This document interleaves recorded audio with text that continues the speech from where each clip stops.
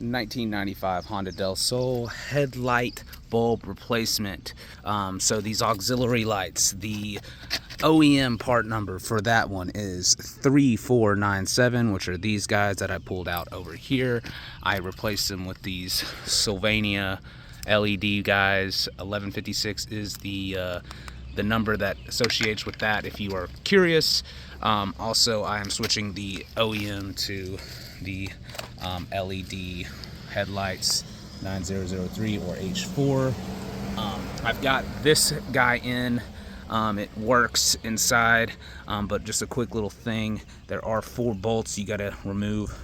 1, 2, 3, down there, 4. But to get this one out, I had to remove that bolt there to pry this guy out.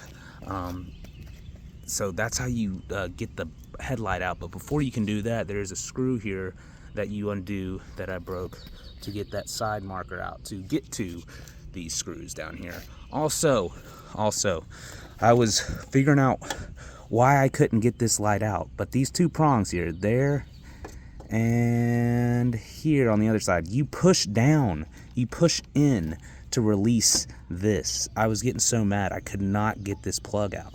But yeah, you push down on those to get that bulb out.